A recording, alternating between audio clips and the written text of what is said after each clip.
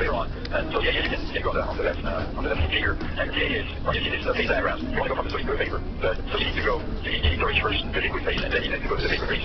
So if we are again linear absorption, then you want to go from a set of parameters like the pressure, the density, and the temperature of the solid.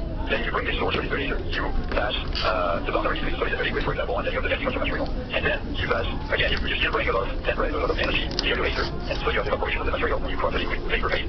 So all the processes have to be understood, and you can characterize the evaporation of the material for a better signal. So then it's once you have evaporation, what you want to do is double check the vapor, because the vapor could be a simple gas, and then you will have quite a little signal from the constituent of this gas. So what you want to do is form the plasma, and this plasma formation is one of the big steps, because here you need to have a lot of electrons that will ionize your matter by ionization. And so the source electrons you have then with the laser just grab them from the surface. So you have the work function that gives the source electron from the ionic emission. And you even have evaporation during the melting of your material. You have the electrons can be ejected from some dust particles, some aggregates, or some droplets in your plasma. So all those electrons will be of importance, and this is the main thing in your plasma. And sometimes, and very usually every time, everybody has a nanosecond laser. They feel out it's easier to get a nanosecond laser and a femtosecond laser. And then this time scale of the nanosecond is longer than the plasma creation time. And so the laser brings energy to the photons and to this evaporation matter. So you can have critical ionization with this high intensity, this high electronic density. You have lowering of the ionization potential drive of the ion. So you increase direct ionization as well. So once you have this plasma formation, then you have this equilibrium between ions and electrons. And this equilibrium is governed by the psi equation, and this is the rate. This is the rate constant of this equation. Take an atom or an ion, and you go to the next phase, take the issue of ionization, and you take for an electron. And you can go backwards to a formation. And lasers usually don't go so far in the ionization stage. So you have heavily ionized and neutrals, and because the temperature won't be higher than 2 to 3 is something less than 35,000 Kelvin. And so this plasma formation is the key, and this is the very beginning of your event. Then, as I was just telling you, it's just you have the laser itself, usually the tail of your laser, so the front of your laser takes an extracts the matter and creates the plasma. But then the tail of your laser can keep growing the plasma, and then you can have what is called the inverse stratum. That is, you accelerate your electron, but always free, in the plasma, you accelerate them with the radiation of your lasers. And so that's an advantage because you have acceleration around neutrals and ions. So these two kind of equations here, is rated on what kind of radiation is your laser. So you can see on the first step of each equation, when you have this equilibrium, magnetic equilibrium, you're extracting from this equilibrium. And so from this, you have the laser optimization to drive your electron. And then on the next part of the equation, you can see it's rated of the density of your atoms. And that goes back to the optimization of the extraction you just put into the thing. So here I kind of have a review of how you would, very simple review of how you would create the plasma from the solid target. And now once you have this plasma, then it will expand in the vacuum gas around and reach, so with the different processes you have can reach some kind of equilibrium. And this is a very important notion when you have the event. So there's this expansion, it's a very, you have a gas, so you have a vapor, it's organized, but anyway, what you have is you have the energy conservation. So you have the mass conservation, you have the momentum conservation, and you have the energy conservation. So the energy conservation, you have the normal terms that you see that this gas you can never tell, but you have those two terms at the end of the first equation. The first one is the laser heating when you construct trial, as I was just telling you the slide before. And you also have the losses, so you have propagation of your electrons, and you have the rupture emission. So all those processes that lead to these radiated losses are taking over the electrons. So you have electron density matter, and this will lead you to energy collisions. So this won't help so much to get like energy because you signal, but you can get energy collisions. So vibration of an ion with an electron will like go in a exciting state. Then you have ionization itself that can help to have higher states of ionization and so more signal later on by relaxation. And if you have some radicals, for example, here an example is the radical AD, you can have dissociative attachment that gives you creating of some second lines for short time. And you can have dissociation of this negative radical dissociation between electrons and those radicals. And those electronic processes are also occurring at the same time with some collisions with atoms and molecules together. And so same thing, you can have elastic collisions, you can have inelastic collisions. And so as we're saying, it's just that you need to go to the steady state if you want to have ignition from your plasma. You can have ionization, and you can also have ionization.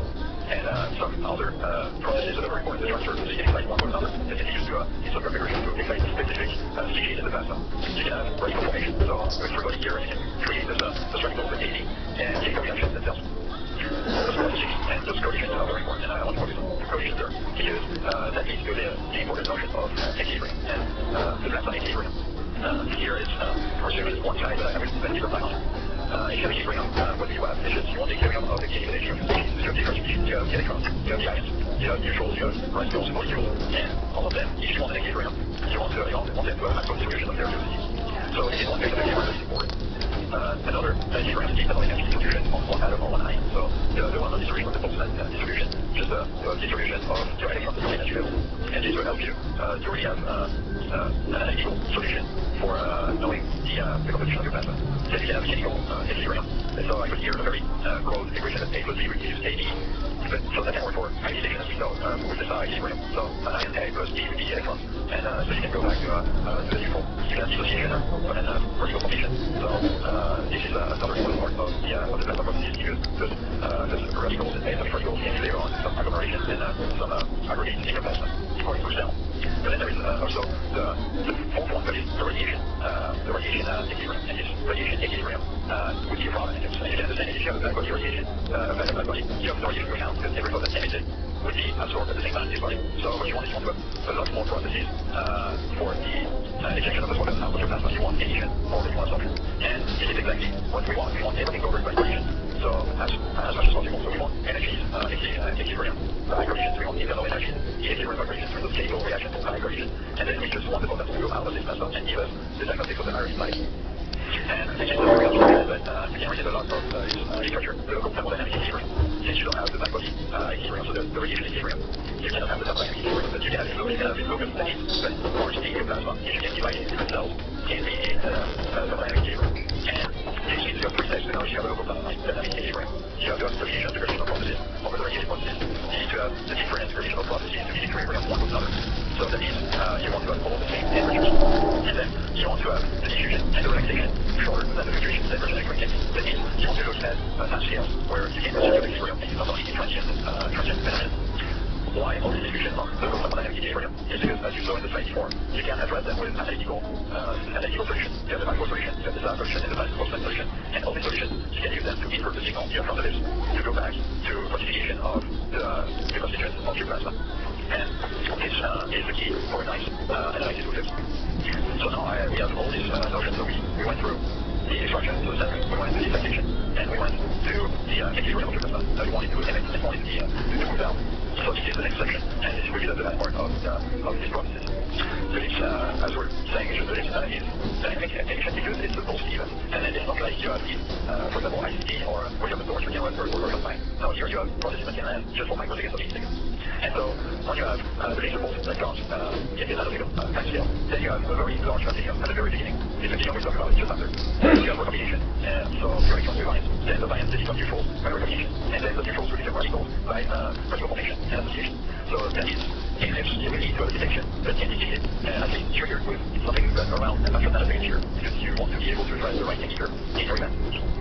So first, the continuation here is a very easy slide, but what I want to show is you have two kinds of contribution for this condition. You have fractional emission, but instead of excitation at the free state like it was before and later, now those electrons have no energy left. So they want to cool down and they go to the lower free state. And you can have recombination, that is they go on a recombination of ions and then they go on bound state. And here you can see already, this is on the top right, is the ratio of with the contribution of the free bounds, so the recombination over the free frequency of the first trial. And you can see this represents a nice distribution of exactly how that works. And you can have fractionally at the very beginning, so that means you have first the free state transition, and then you have the recombination at a very short period of time. And here is the spectrum that you can see when you have 20 nanoseconds. You can see that you have a very broad signal that then dies out and it's the peak and the cathodic transition. And so you can actually want to gate after this continuum. So you can have the probability information on the emission itself, it's only electronic emission. Then you have the amplification, this is amplification, so people are very familiar with this one. Here's just an example of what you can see. It's spectrum, so this one just for iron, and it's between just 15 nanometers. So 15 nanometers in the bullet line, and on the right you can see all the transition possible in this iron atom. So it's very rich, and this means a very nice spectroscopic instrument to be able to reach a nice resolution and avoid any numbers. That's the amplification, so you have the rolling, and so you still want to have a nice resolution, but this rolling will give you a problem. So this rolling is mainly due to three phenomena in the plasma spectroscopy. So you have the natural rolling, but you won't be able to see it if you just have a normal spectrometer, but you have a very high resolution. Then you have the Doppler rolling, that is related to the temperature of the plasma, but a very important one is the gradient rolling. It's related to the electron density. And you can see an example on the right, where you go from 1 nanosecond to 1.5 microseconds. You can see that the width of the single line will just go down and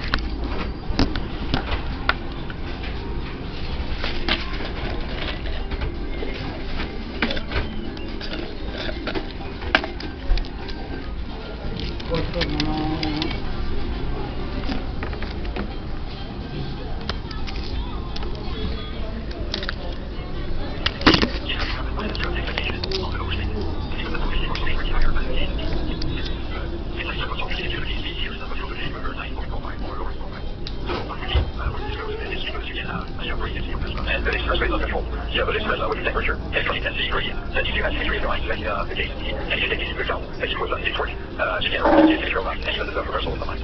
So that means you have to be careful when you do analysis with things. It's just you have to look at the region where you already know what are the gradients, or you want to have the possible changes as much as possible. Then the last section I want to talk about is the radical emission. So this is mainly from diatomic radical to the oxide, to the cyanide and the diatomic carbon, for example. This is mainly the one radicals you have in plasma over several years. And here's an example of the CN condition. So this is the visible. So the dark transition between temperature and phase, as you can see on the right. And that will give you rotational and differential temperature to give you an idea of the active where you are, because the first is crucial for this as well. So you want to be able to address the issues. Then so we covered, I think, everything from the beginning, so sampling, excitation, expansion, positional, and equilibrium, and then emission. So you have a broad idea, you have some details, but you have a broad idea of what is the event and why it can be very difficult sometimes to address the specific problem. But besides that, you can give so many parameters that can give you a nice way to optimize the technique and optimize it for a specific problem. And now I want to conclude this one with some key features because sometimes that we're saying that it could be the only option.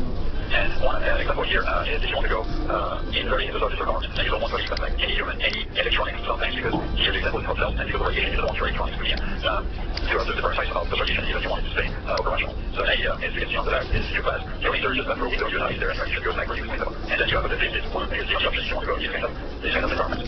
Another one that is very well developed in the community is the set of detection of threats. This is very good at detecting atomic composition. So if you want to detect chemical, biological threats, this is a very nice option if you want to go towards 100 years safety. It's been proven.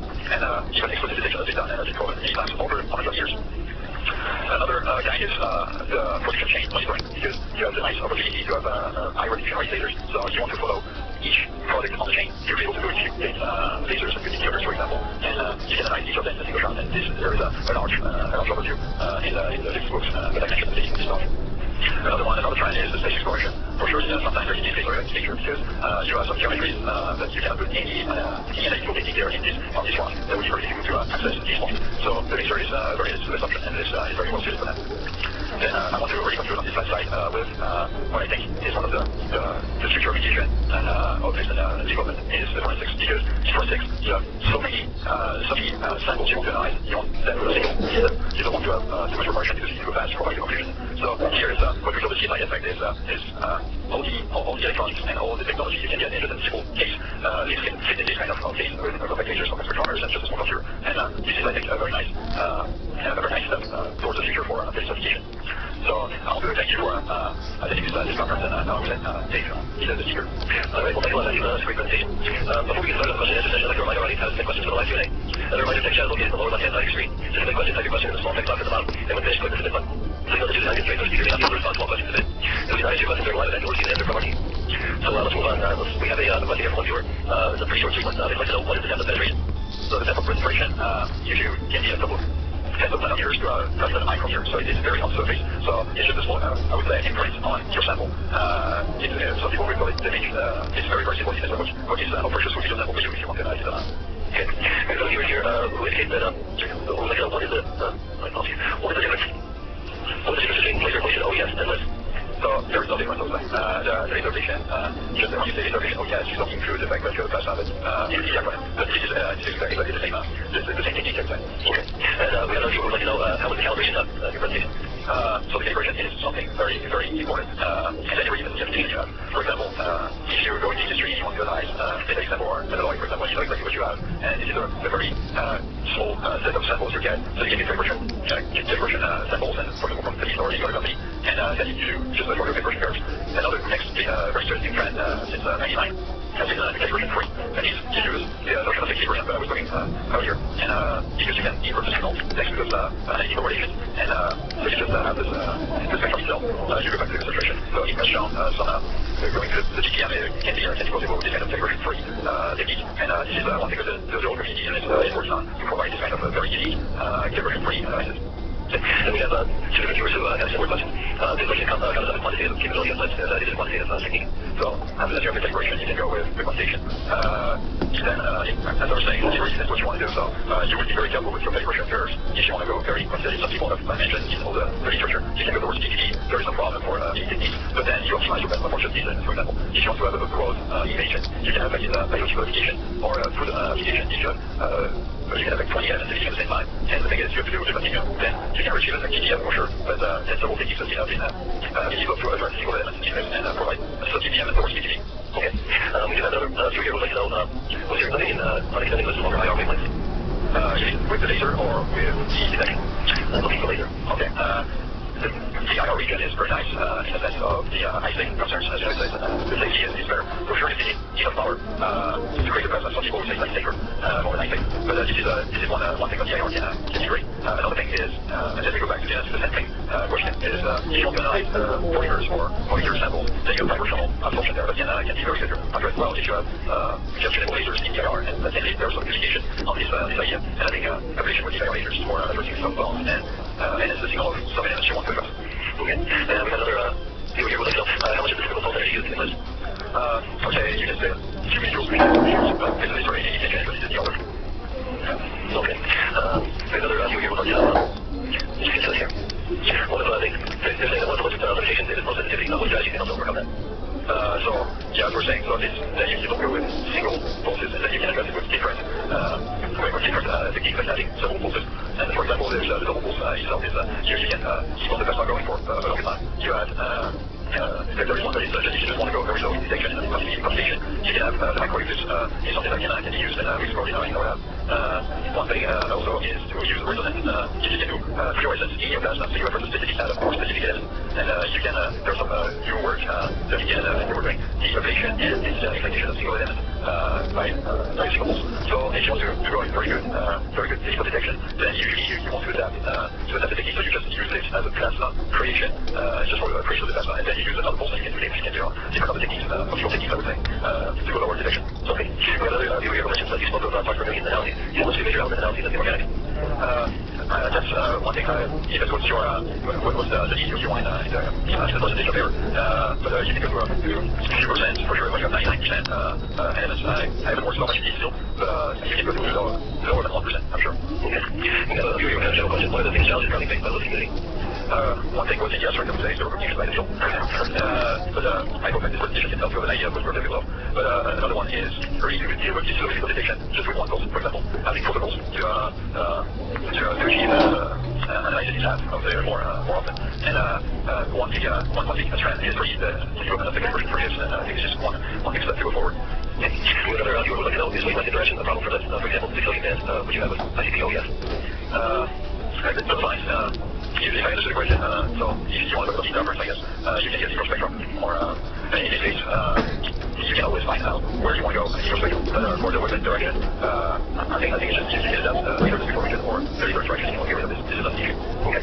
We have a viewer here who would like to know, which way did you recommend UV-IR, for example, for each kind of sample that will send you up your iPhone? That's a tough question. I was saying, so we're several people working in possible to have protocols, and this would be a video that we need to extend. I would say, even what you want to do, that's a good answer to the question. This is like the magic of phase vision. You can optimize it, so, and for males, as you want to have a lower effect, so you want to go with lower weapons, so we say visible UV, then you go to like sectors, for sure you want to go with, as we're saying, as we're saying in this slide, you want to have a large absorption, so you want to have a lower effect, so you can see a bit of your bank to work on this, and for organics, as we're saying, it's very interesting to look at UV, for example, to address the absorption bands, or you can go into IR for very specific commercial bands. Alright, so I think that's about all we have time for right now, but thank you for being with us, Matthew. We have a lot of questions for you. Yeah, we'll be sure to get these questions otherwise over because there's a sickness. Alright, I'd also like to thank you for your interesting questions and participation in today's event. And I'd like to thank Android Technology for making today's educational webcast possible. Please note that this webcast will be available for on-demand viewing through September 29th, 2001. You'll see the email from Spectrum TV link with this webcast will be available for replay. Please invite your colleagues today to follow that to view the on-demand by 40 minutes announcement. On behalf of Spectrum TV, I'd like to thank you once again for attending today's webcast. Basic principles of laser and just breakdown spectroscopy. See you next time. Goodbye.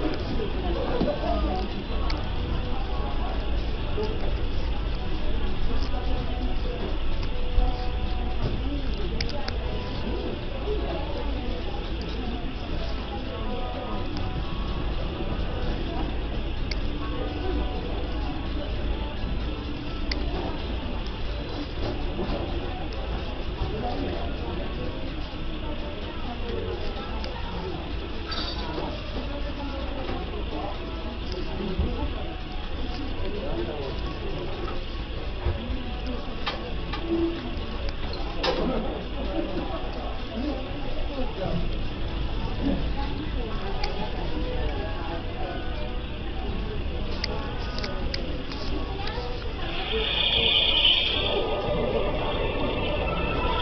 Technology has been a leader in high-performance digital camera solutions for almost 20 years. In 2005, we introduced the Revolution-based laser microscopy systems for live-cell imaging. Revolution products express a unique blend of hardware and software design, innovation, and manufacturing skills. Our aim is to deliver a robust leading-edge solution and a positive buying and ownership experience. Outdoor Revolution covers confocal, first, and wide-field imaging with focal placing and activation capabilities. These tools enable researchers to explore live specimens with previously unattainable speed and sensitivity, revealing new details and processes.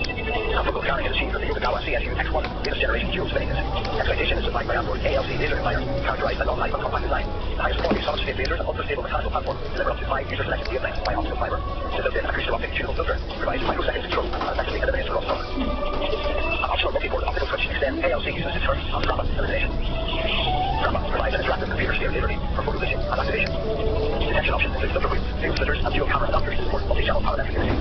There are no better detectors for live-cell imaging than Outdoor Nixon or Clara. Outdoor IQ is a Revolution system multi-dimensional imaging platform. Managing huge data sets and synchronizing high-performance hardware for acquisition is core functionality. In version 2 of Outdoor IQ, we introduced Titan scripting, enhanced multi-threaded graphics, and new parallel acquisition engine. Revolution systems provide the best in confocal, turf, and Strapa laser microscopy for live-cell imaging.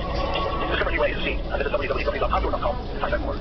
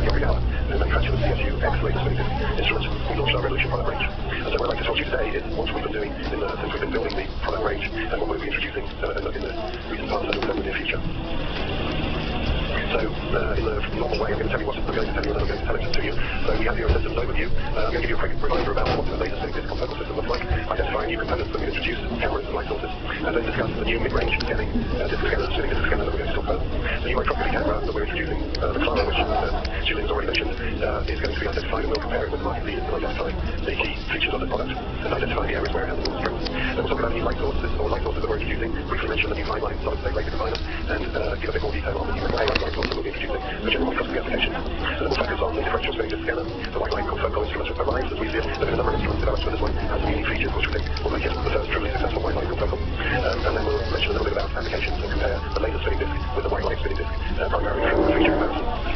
So this is the schematic here of the CSUX, or the confocal scanning unit from Yokogawa, which is a core component of our high-end Revolution light cell laser spinning disk instruments. And you can see that you have it's a dual disk instrument. The top disk has a series of micro lenses embedded into it or constructed into it, and below it in exact alignment is a series of 50-micron pinholes. And the laser illumination is culminated and comes from the top disk. And each micro lens now images the parallel beam down into the pinhole. And this pinhole disk is now spinning at high speed, many thousands of threads per minute. And so these pinholes are effectively scanned through the specific plane. And the fluorescent light that results comes back through the same objective as your laser between the discs.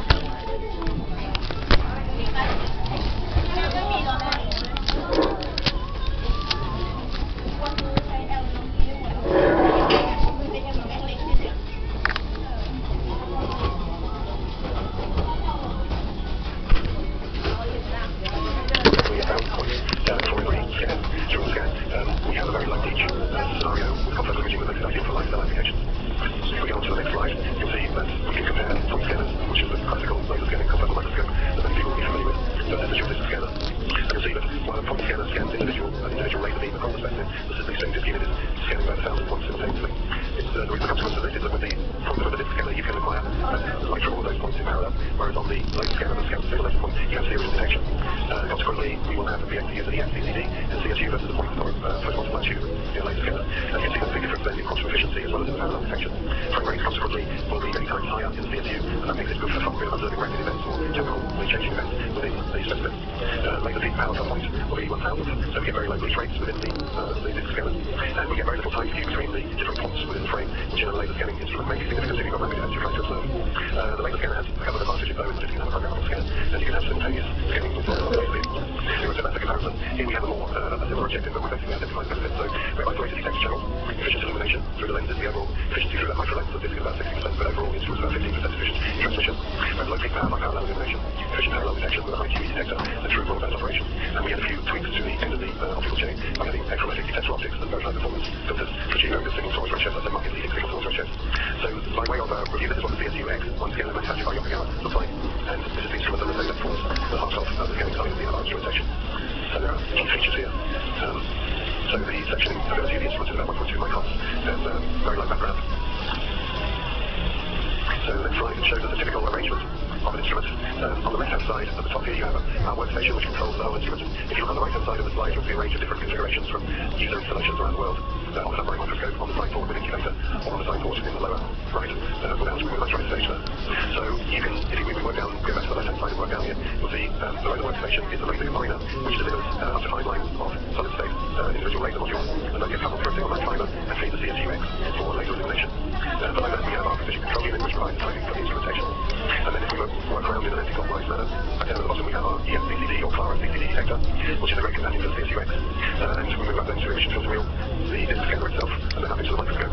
Now, one thing that I mentioned last year in the presentation is that between the scanning component of the CSUX and the microscope, you can now introduce a fragment unit, which is the photo bleaching and photo activation. There's more about that on our website, but I'm not going to go into it again today, unfortunately, with the new components that we're introducing. So that's by way of reminder. Now, when you want to add a detector to one of these systems, because we have the benefit of parallel detection, we would offer a range of different cameras. The two most likely to be used in these situations are the Ixon, the highest performing detector that we have, or camera that we have, electron multiplying gain, and extreme sensitivity, very deeply cooled and vacuum sealed. Down at the bottom right, you'll see our new product account, the Clara. So these are the most likely cameras you would use in the spinning in the confocal laser spinning disk. But you may also use the Leica EM or one of the Icon range, depending on the application in other aspects of microscopy, such as conventional heavy fluorescence. So let's take a little bit look at some of the benefits of the Clara.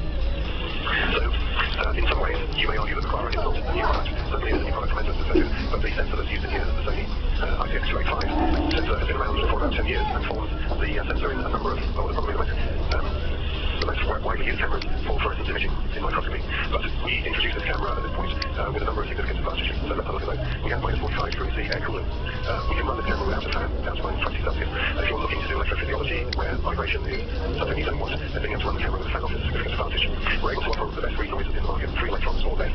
2.5 is our typical specification, and that allows you to achieve much higher signal to noise ratios, which as we all know is the key factor when we want to make measurements within our experiment. We have the highest dynamic range, consequently because of our very low read noise, and dynamic range is the thing that allows us to establish very low detection limits. We have ICAM acquisition efficiency. The firmware within this camera allows us to change the exposure time very rapidly to allow us to do multi-channel imaging attached to different specimen fluorophores. We have an internal timestamp that's generated by the camera internal clock, which runs at 80 megahertz, so we have 12.5 milliseconds precision timestamp, which will tell us exactly when the camera exposure started or completed. And then within the camera, we have built in extensive I/O, so we have 8 digital I/O lines and 2 analog channels as well. And so let's just look at this. The user line for the notes here, 1392 by 1060 by 6.45 micropixels, 3 readout speeds, 110 and 20 megahertz. The camera is USB connectivity. So that's a quick overview of the car. We'll do a comparison with this later. The new metal halide source that we're introducing would be comparable to a number of products on the market, but we have some advantages that we're hoping to introduce with it. First of all, it has 200 watt DC stabilized metal halide source. This gives us low optical noise and provides very good performance for a wide range of applications. No alignment in the lamp, you just plug the lamp cartridge in, and there's 2,000 hours of contamination performance from that lamp. And internally, you have the option of 6-position filter wheel, which switches in about 60 milliseconds when loaded, and then an internal shutter that allows us to manage the intensity from 0 to 100% with 1% steps, and the shutter on the fine is approximately 20 milliseconds. The unit supplied with 2-meter liquid light guide, so all of the heat and fan gets within the unit itself, so you have cold light line with microscope, and we cover the wavelength range from 340 to 800 nanometers. Again, this is a USB device, and the simplified model, the lower model, has exactly the same performance as the internal position, 6-position filter wheel. The DSD microscope, sorry, the DSD, the differential spinning disc microscope, which I'll show you a few of the features of at the moment, is a part of our, now part of what will be part of our Revelation system series. And if you look here, I have a similar diagram that reflects the different components that use the other architecture. So it's still controlled over an IT workstation, and now the light source, instead of being a multi-line laser combiner with single light fiber, is actually the metal halide source that we just mentioned in the previous slide, and it's liquid light guide fed into the differential spinning disc unit, which I've highlighted here with a red dot. If you look below that, we actually have the internal, when the unit has internal excitation emission filter wheel inside this box, and I'll show you a bit more detail later. And below that, we have the Clara Interline CCD camera, which is the camera of choice for this application. So the devices we'll see later requires you to achieve the best possible signal to noise ratio. Clara is a great companion to the DSD. The rest of the parts you'll be familiar with, inverted or upright microscopes, CSS stages, the next way, separate stages, incubators, and so forth. All the stuff you need to keep yourself happy and healthy while you're firing light at them to observe their behavior. In the next slide here, we're just going to be introducing the new light spinning disc. We've chosen to call it the DSD. The instrument uses a unique optical design and then its processing techniques to achieve active rejection out of focus light. So the instrument was patented by Professor Tony Wilson, Remus Discovered, and Mark Neal when the latter were at Oxford University. And since then, they set up a spin-out company called Moreox Limited in the UK, and Moreox is the manufacturer of the disc. The distribution of the system and the integration into a complete package is done by Adult Technology. So we have global distribution of this product, and we are expecting that it will become a very successful product. And as you all know, this team at Oxford has been one of the strongest innovators worldwide in this technology for many years. And I know extremely young as well. Unlike other white light control instruments, which have been around for the last 20 years, over the last 20 years, the DSD achieves very low background, high transmission, and excellent confoundability as a result of the active background rejection. There are 2 discounts within the DSD, that's 50% transmission and for high confoundability and 25% transmission for high contrast, which we would expect to aim more at the thicker specimens where background fluorescence becomes more of a problem. You can contrast this with other parts of the market, and INA2 and IHART2, which have 4% transmission, and the DSU from Olympus, which is 10% transmission.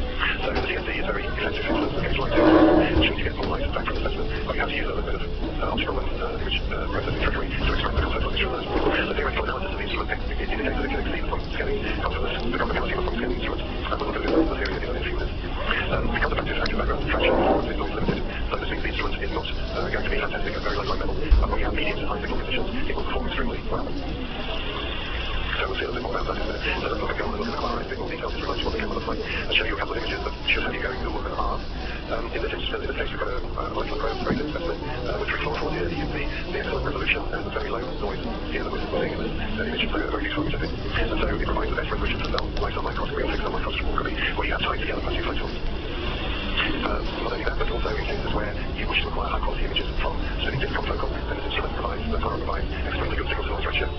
In this case, you can see the hippocampal neuron, the West neuron, the primary neuron, has been loaded with 2 fluorophores here.